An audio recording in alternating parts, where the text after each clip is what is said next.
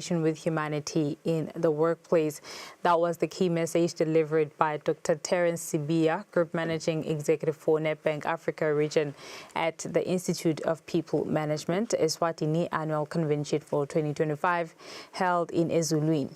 The two-day gathering brought together human resource leaders, executives, and corporate decision makers to explore how technology is reshaping the world of work under the theme, "The future of HR is now. Power up, inspire change, and lead forward." We're living in an age of change, and even now, we all in this room believe that we're going through profound change. But there's no doubt, ladies and gentlemen, that today, that reality of rapid change is unmistakable as driven by technology, especially artificial intelligence.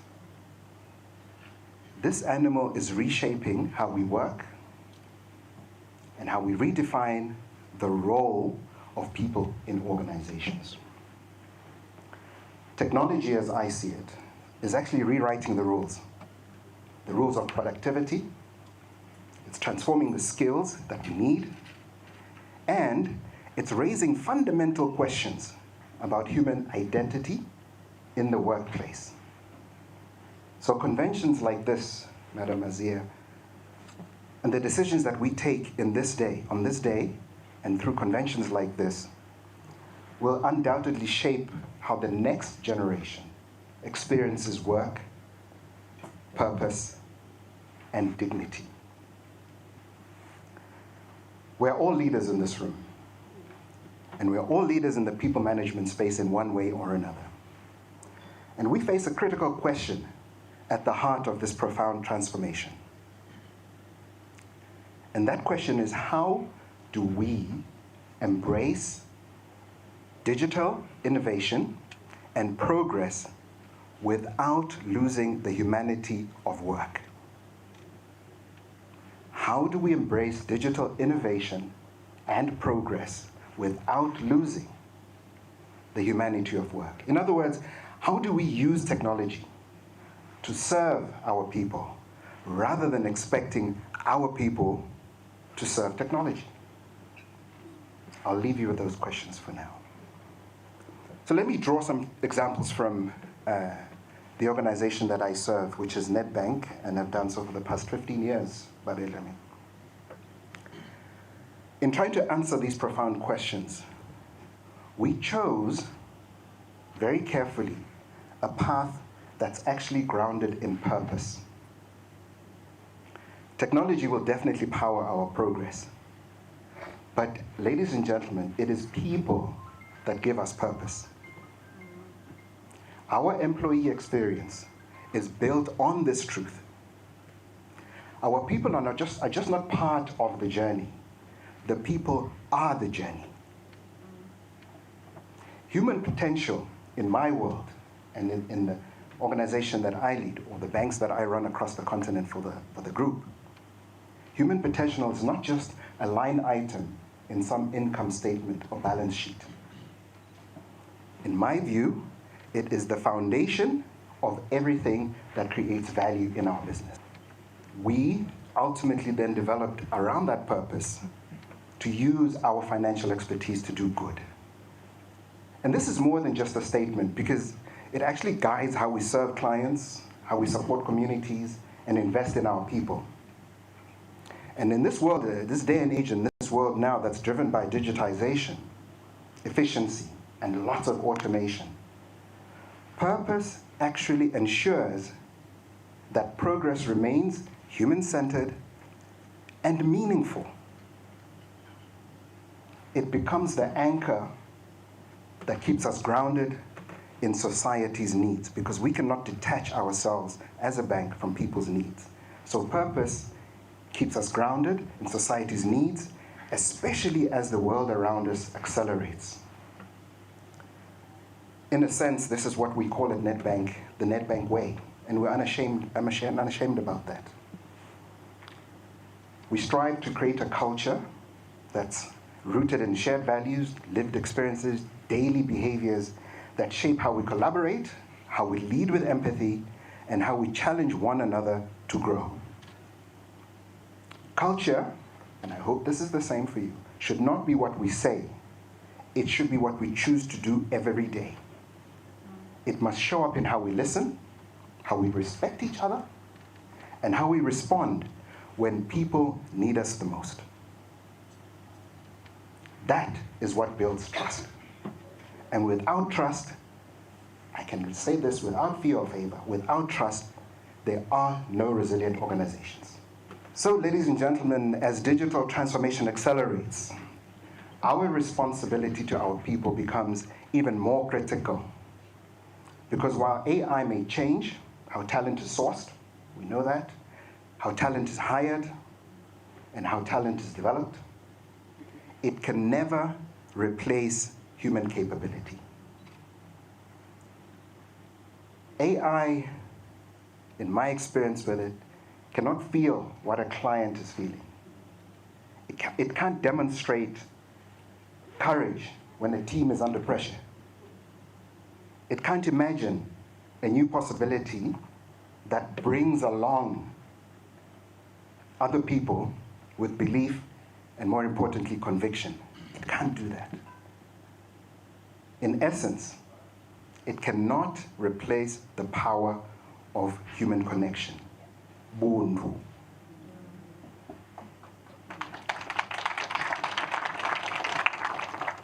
So we can fear AI, and we hear some fear-mongering that AI is going to take jobs, it's going to completely obliterate employees left, right, and center. This is why we should actually choose to see AI as an enabler.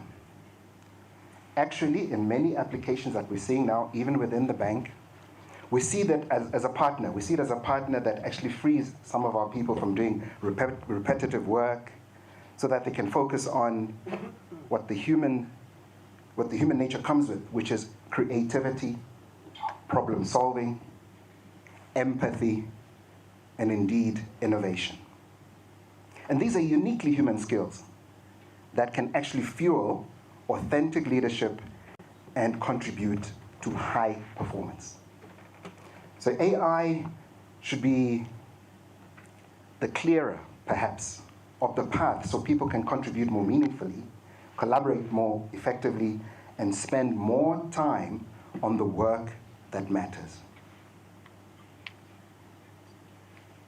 So in our experience and my experience, to humanize this future, as the topic suggests, what we've sought to do is to actually simplify and design an employee experience that has a few key priorities. To highlight a few: one, to strengthen performance and dignity, well-being, and belonging. Two, to focus on the development of future skills, because we know we're going to need specific skills, so it can help that if we can develop those future skills. And also to allow the necessary flexibility that protects the human connection. But as I've mentioned earlier, we're all leaders in one way or another in this room, and therefore we have a responsibility and roles to play in humanizing the future. And it is my contention, ladies and gentlemen, that leaders who listen, who include others, and who take accountability for culture and behavior are the ones most likely to be successful. And I strongly believe that these are the conditions that allow our employees and our human capital to thrive. In fact, put simply, these are the conditions that make work worth doing. So my responsibility and commitment as a leader, for instance, is to ensure that technology enhances the human experience. It must enhance the human experience and not erase it. And we speak a lot about data these days. The data must be personalized to drive growth, remove bias, and build trust so that every colleague feels seen, supported, and therefore able to thrive. So most of us are representing companies or in one way or another representing other people this evening, and we're all investing in the future of work. That's why we're here. We're investing time today in thinking about the future or the now of work. And from our perspective at Nedbank, for instance, in 2024, we invested more than 130 million that was just allocated to learning and development, which for us represented a deep belief in the agency and ambition of our colleagues. That would have been spread around bursaries, graduate programs, and creating professional pathways across finance, technology, engineering, and also sustainability. Meaning we're trying to prepare our people for a future where technical fluency and emotional intelligence matter equally. We need to create a future where technical fluency must get comfortable with these technological tools, but at the same time, emotional intelligence must be treated on an equal footing. And our ambition also extends beyond our borders. As you all know, I have the privilege and honor of running Nedbank Africa Regions, which is in countries outside of South Africa, including Eswatini. And we all know that our beautiful continent is a young continent. We can quote the statistics, Dr. Mulela. 1.5 billion is the population of Africa, of which I think the median age is 25, something like that. So it's a very young continent. And we can quote those statistics, but from my perspective, I actually choose to see that as a source of global competitive advantage.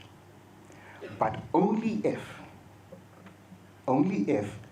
we can all create pathways from talent, not just spotting talent, but creating opportunity. The young population can be a competitive advantage if we can figure out ways to create meaningful pathways for young people from talent to opportunity. And we all know the future of Africa. It's not abstract. The future of the African economy is not abstract at all. And in so doing, creating these pathways, we can create graduate cohorts, youth development pipelines, and leadership accelerators.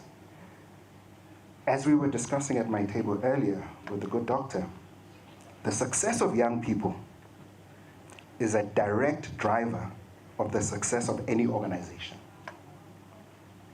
This is true across the beautiful continent of ours, as I've seen, including right here in Eswatini, where young people represent a powerful force. They also represent a powerful force for progress and resilience, and we should never ignore that. So through our strategy, for instance, across the bank, we're busy accelerating and expanding access to leadership development, digital learning, and giving meaningful work so that young professionals across the continent can lead with confidence in the world they are inheriting, but by so doing, also shaping. And this is where, I dare say, this is where convergence, the convergence of purpose and performance becomes undeniable. When young people thrive, economies thrive. When economies thrive, clients thrive. And when our clients thrive, so does the business and all the communities that we serve. So our commitment, which I think should be all our commitment, to building youth capability should be evident in all our pathways that we create in the workplace. In our instance, thousands of young people have been introduced to employment opportunities through the programs at Nedbank in the past 5 years, many of them moving into permanent roles and others moving on to other aspects of the economy. And we've never seen this as a charity, but as a massive investment in creating a workforce of the future. Because every young person who steps into their potential creates a ripple effect, and we've seen this, creates a ripple effect of possibility in their own households and communities. And this, for us, is what it means to do good with expertise. Another key aspect or component of humanizing the future of work is inclusion. Inclusion must also be experienced every day for it to mean anything at all. A human workplace is one where every colleague, regardless of their background, ability, or circumstances, can contribute equally and with dignity and pride. True inclusion, in my perspective, means removing barriers, adapting our systems, and never losing sight of the individual behind the job title. And this is where leadership choices matter. This is where culture choices matter. The way we listen and redesign our work matters even more. We must build organizations where people do not need to earn the right to belong. They must belong because they are there already.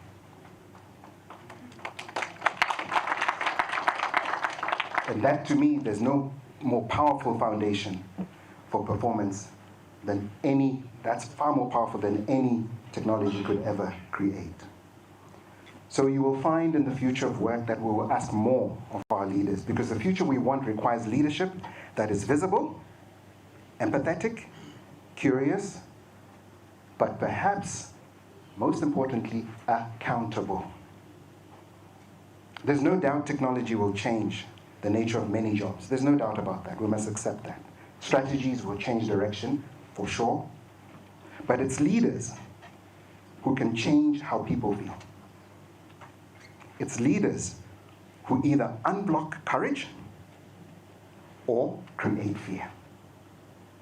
The greatest competitive advantage of any organization in the future will be one that has a workforce that believes in its own relevance and believes that its leaders believe in them.